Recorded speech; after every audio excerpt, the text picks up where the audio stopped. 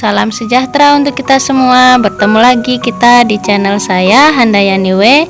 Mari kita belajar hari ini tentang pasar bebas. Ayo, siapa di antara kalian yang suka pergi ke pasar? Biasanya kalian membeli apa sih kalau ke pasar?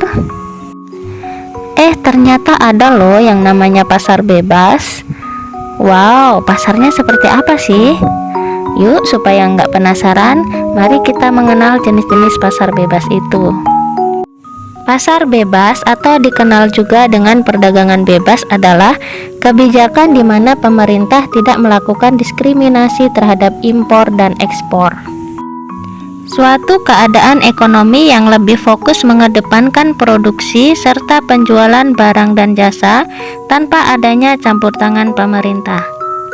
Kebijakan perdagangan bebas umumnya mempromosikan hal-hal berikut.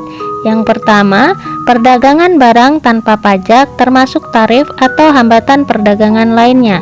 Yang kedua, perdagangan jasa tanpa pajak atau hambatan perdagangan lainnya. Yang ketiga, akses ke pasar yang tidak diatur. Yang keempat, akses informasi pasar yang tidak diatur. Beberapa macam organisasi ekonomi dalam rangka perdagangan bebas diantaranya adalah Masyarakat Ekonomi ASEAN yang disingkat MEA.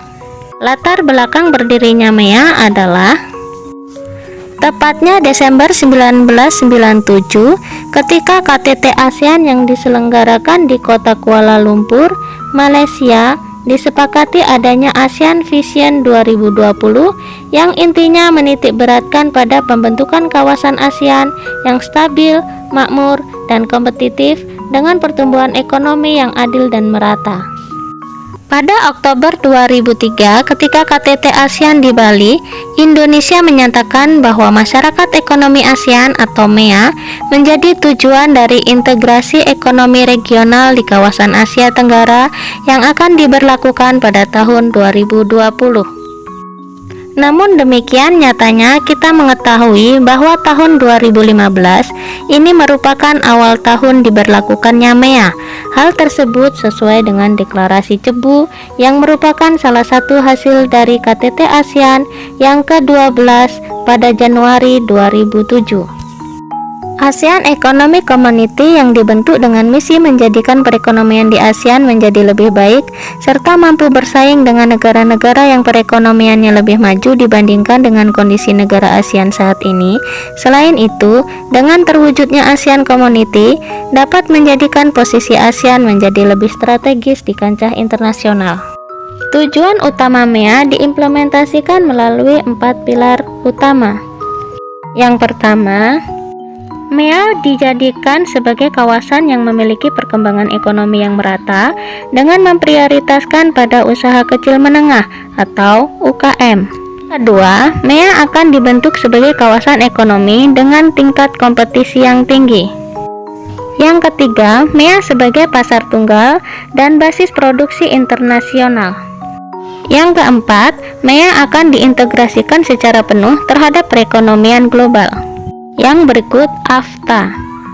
Latar belakang terbentuknya AFTA adalah ASEAN Free Trade Area atau AFTA merupakan wujud dari kesepakatan dari negara-negara ASEAN untuk membentuk suatu kawasan bebas perdagangan dalam rangka meningkatkan daya saing ekonomi kawasan regional ASEAN dengan menjadikan ASEAN sebagai basis produksi dunia serta menciptakan pasar regional bagi 500 juta penduduknya. AFTA dibentuk pada waktu konferensi tingkat tinggi ASEAN ke-4 di Singapura tahun 1992 dan adanya kesepakatan untuk menghapus semua bea masuk impor barang bagi Brunei Darussalam pada tahun 2010.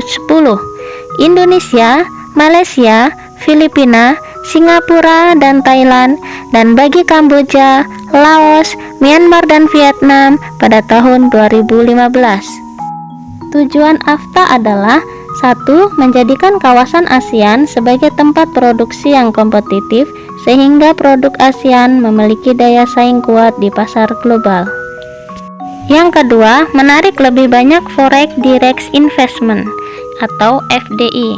Yang ketiga, meningkatkan perdagangan antar negara anggota ASEAN atau intra-ASEAN trade. Yang berikut adalah APEC. APEC adalah sebuah organisasi internasional yang bertujuan untuk meningkatkan pertumbuhan ekonomi dan kesejahteraan serta kerjasama di antara negara-negara di kawasan Asia Pasifik.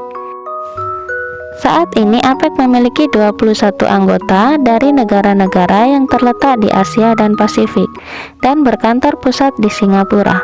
APEC memiliki beberapa manfaat untuk Indonesia, antara lain untuk meningkatkan hubungan dengan negara-negara anggota APEC dan sarana peningkatan investasi. Yang berikut adalah Uni Eropa. Uni Eropa adalah organisasi antar pemerintahan dengan anggota 28 negara Eropa. Uni Eropa bukan sebuah negara federal atau organisasi internasional dalam pengertian tradisional, tetapi sebuah badan otonom di antara keduanya. Hal ini berarti masing-masing negara tetap berdaulat, tetapi mereka menggabungkan kedaulatan untuk mendapatkan kekuatan yang lebih besar. Manfaat terbesar yang didapat anggota dengan dibentuknya Uni Eropa adalah menghilangkan hambatan keluar masuk barang dari negara anggota sehingga meningkatkan perekonomian di antara anggotanya. Wah, ternyata pasar bebas berbeda dengan pasar tempat kita membeli barang kebutuhan sehari-hari ya. Menarik banget ya. Yuk kita belajar terus supaya lebih paham. Dan sampai bertemu lagi di materi berikutnya.